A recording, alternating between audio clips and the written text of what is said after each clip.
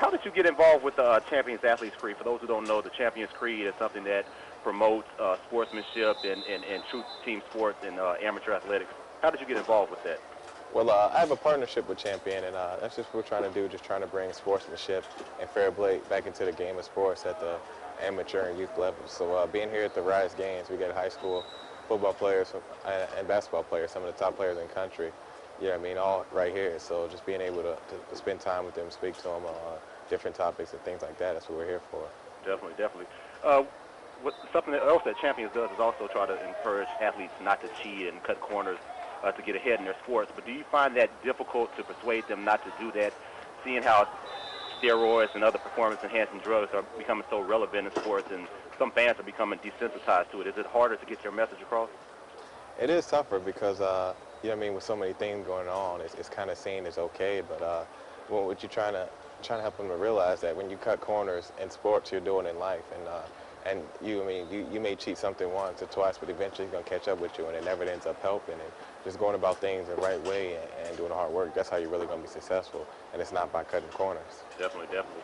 Well, with the trash talking situation, how do you think the media influences that? Because yesterday, to be honest with you, I was watching the NFL Network, and they highlighted the top 5 or top 10 trash talkers of all time in the NFL.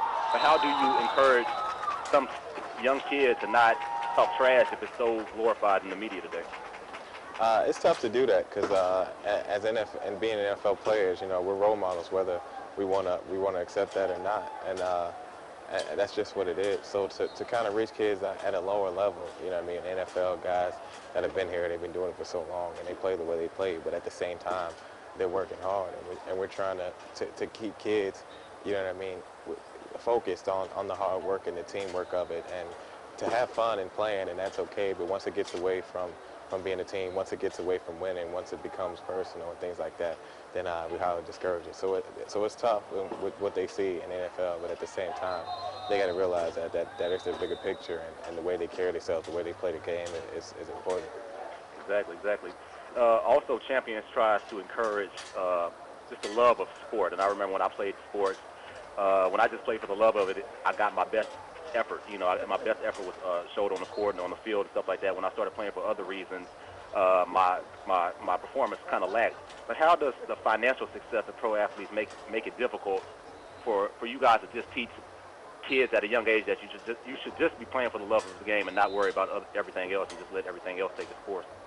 Yeah, I think young kids should know that, as well as guys that are in the league, and it's a business, and you need to do what you need to do. But at the same time, when you're out there, you only get that opportunity for so long.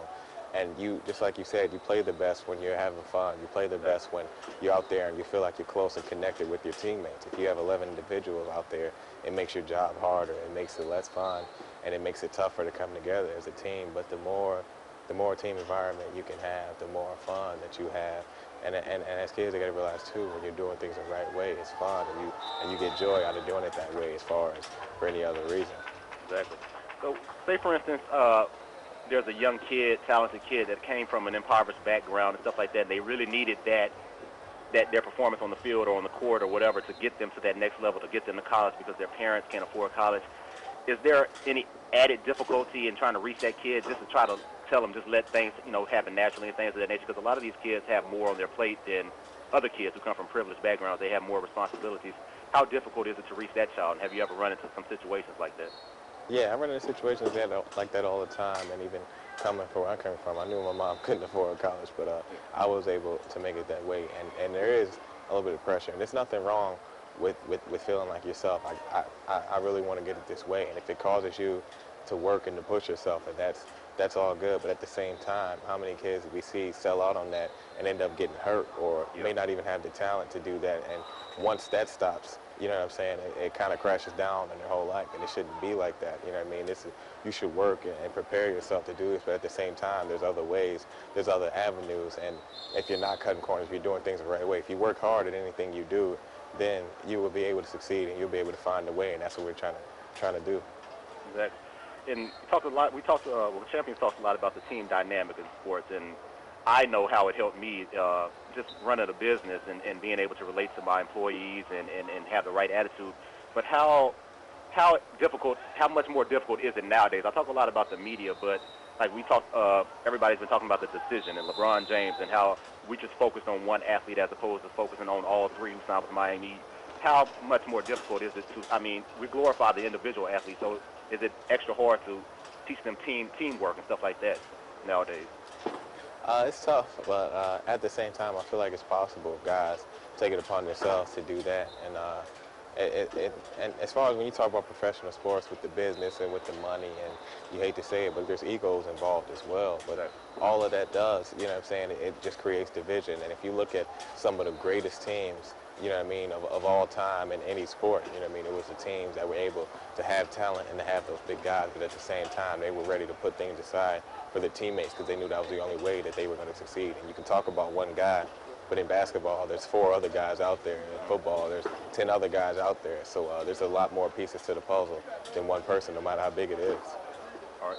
So how can sports influence somebody who doesn't have, like you talked about, some people don't have that talent to make it to that next level? How can youth sports and stuff like that, how can that positively affect someone's life?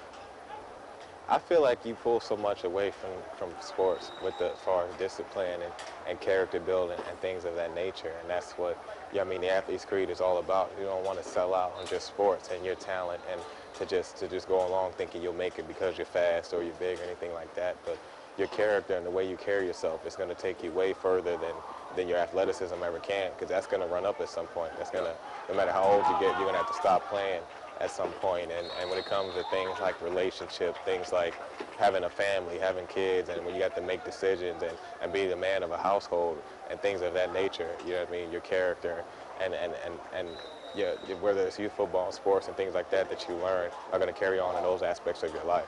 But I would be wrong if I didn't ask you about the upcoming season. What can we expect from the Steelers this year? I know y'all in a very tough conference with Cincy and Baltimore and teams like that. What can we expect from Pittsburgh this year? Because we've seen a lot of negativity in the news recently. But what can we expect from the Steelers this year? Just like every year, we plan on having success. You know, I mean, we come together and we work. And last year, you know, we weren't able to pull it out some close games. But last year was last year. We feel like we finished strong, and we're going to take that going into this year. And we feel like we can beat anybody on our schedule, and that's our mentality until proven otherwise. So we just plan on having success. Exactly. I know you've just played for the Steelers since you've been in the league, but is there an added pressure with playing for the black and gold, one of the most successful, if not the most successful franchise in NFL history? What type of pressure do the fans put on y'all, and do you enjoy that? Does that make you a better player and make the team better? I don't think it's a pressure as much as it is a standard. When you play for the Pittsburgh Steelers and in the city of Pittsburgh, you're held to a standard, and that's from the ownership all the way down, from the Rooney's to Coach Tomlin. And there's a standard that we're held to, and you want it to be competitive. You want to be held to a standard like that as far as being another place, and all you want to do is win a couple games or have a winning year. When, you know what I'm saying? As an athlete, as a competitor, as one of the top, you know what I mean, athletes in the world, you want to be at a place like Pittsburgh, and it's a blessing to be there. I'm going to get you out of here. We have 2 more questions. How does it feel playing for Mike Tomlin? That's my frat brother, so I had to put a plug in for that. But how is it playing for someone that young, and is it easier to play for somebody that young, someone you could relate to on a personal level, things of that nature? How has it been working with him for the last 2 years? Yeah, it's a lot different thing when you can relate to somebody personally, and he's a very realistic guy, very respectful, straightforward. You know what I mean? If you're doing well, he'll let you know. If you need to step up, he'll let you know as well. There's never any games being played, and he knows your issues. He knows how you feel, and being close enough to you in age where you can kind of work with you well, and you push yourself, and you have a respect for him and don't want to let him down. So I feel like it helps a lot, and I feel like he's a great coach. Exactly. And I've been very impressed with. I've talked to a lot of athletes all the time, and I'm impressed with the community service that you all do, because it doesn't get the publicity that it should. But everybody knows that Rashard Mendenhall, the 1,000-yard rushing back. Everybody knows of your great career at Illinois.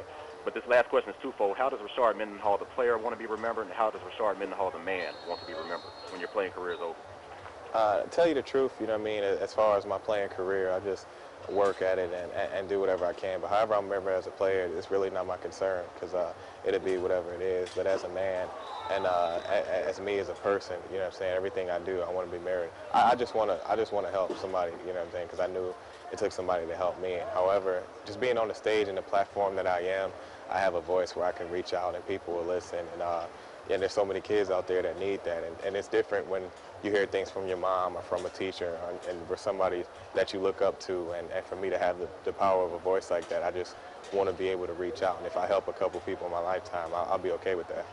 Definitely, definitely. I appreciate your time, and good luck with the 2010 season, and I wish you all the best, man. Thanks a lot. I appreciate it. All right. All right.